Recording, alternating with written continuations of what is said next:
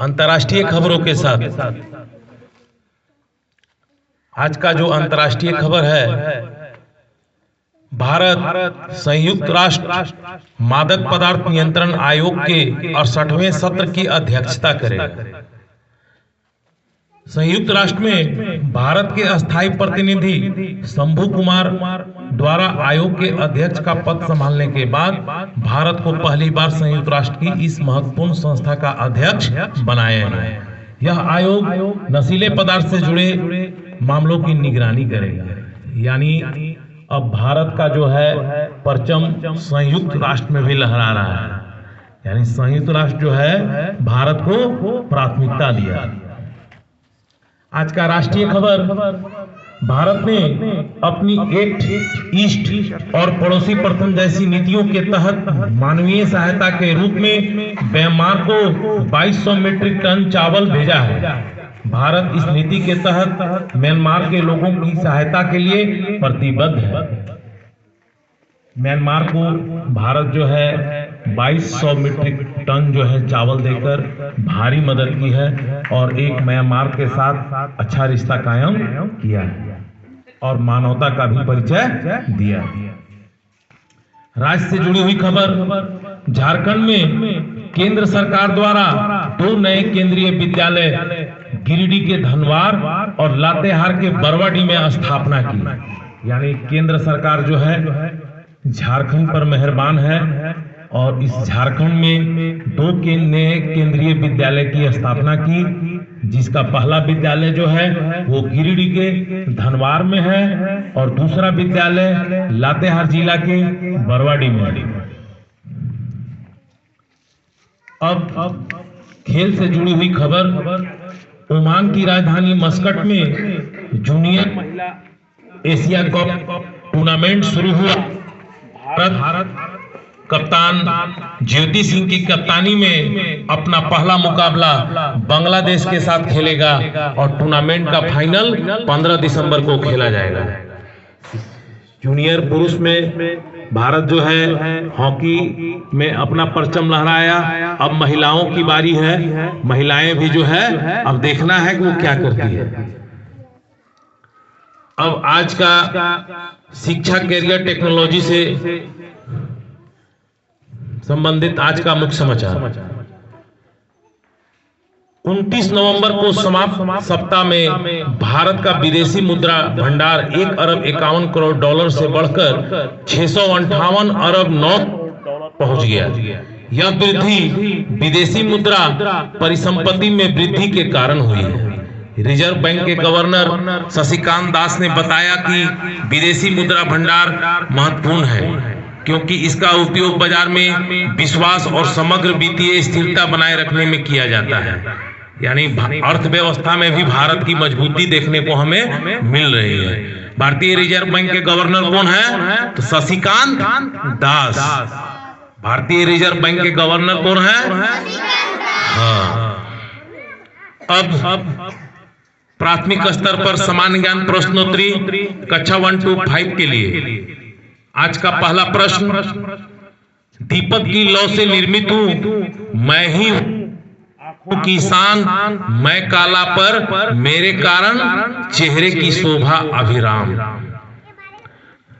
बुझो पहेली है, आप लोग को पहेली बुझना है। दीपक की लौ से निर्मित हूं, मैं ही आंखों की शान, मैं काला पर मेरे कारण चेहरे की शोभा अभिराम। काजल। बहुत अच्छा। तोता को अंग्रेजी में क्या कहते हैं? बहुत अच्छा। अब एक गणित से जुड़ा हुआ प्रश्न है, हम समझेंगे कि हमारे बच्चे बहुत आसानी से बता देंगे। अब देखना है पहले कौन बताते हैं। 50 रुपए के नोट में 50 रुपए के नोट के बदले 5 रुपए के कितने सिक्के होंगे? बहुत अच्छा। फिर एक आसान सा प्रश्न, झारखंड के राजकीय पक्षी क्या है? झारखंड का राजकीय पक्षी, बहुत अच्छा, कोयल। अब कक्षा 6 से 8 तक के बच्चों के लिए आज का पहला प्रश्न, पहले भी कई बार पूछा जा चुका है। अब यह देखना है कि आप इसका सटीक जवाब दे रहे हैं या नहीं। गुब्बारों में कौन सी गैस भरी जाती है? ठीक है। भारत की प्रथम महिला प्रधानमंत्री कौन थी? बहुत अच्छा।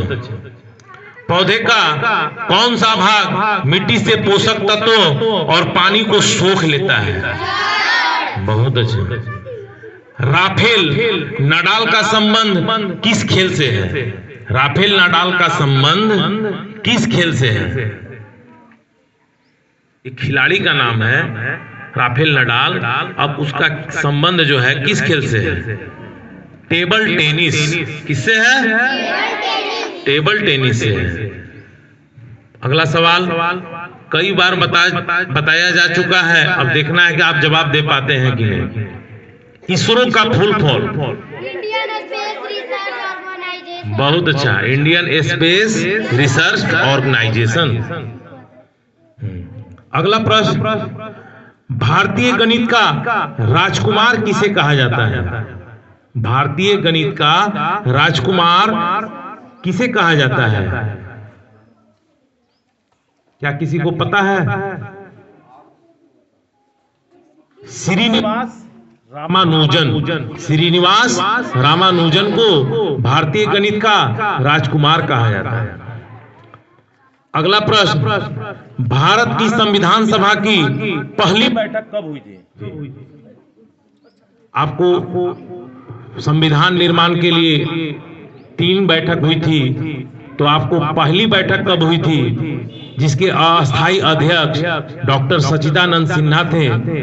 इनकी अध्यक्षता में संविधान सभा के लिए पहली बैठक आयोजित की गई थी। और वह पहली बैठक कब हुई थी? 9 दिसंबर।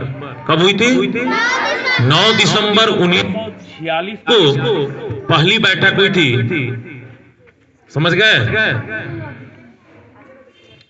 तो आज ही 9 दिसंबर है ना, तो आज ही के दिन जो है पहली बैठक आयोजित हुई थी, जिसके अस्थायी अध्यक्ष डॉक्टर सच्चिदानंद सिन्हा थे। और इसकी दूसरी बैठक 11 दिसंबर को हुई थी और तीसरी बैठक 13 दिसंबर को हुई थी।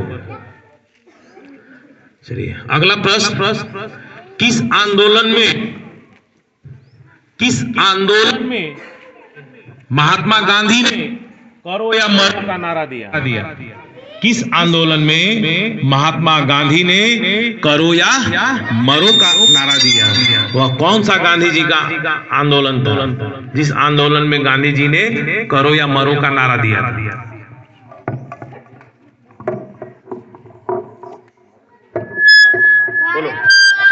भारत छोड़ो आंदोलन। बहुत अच्छा।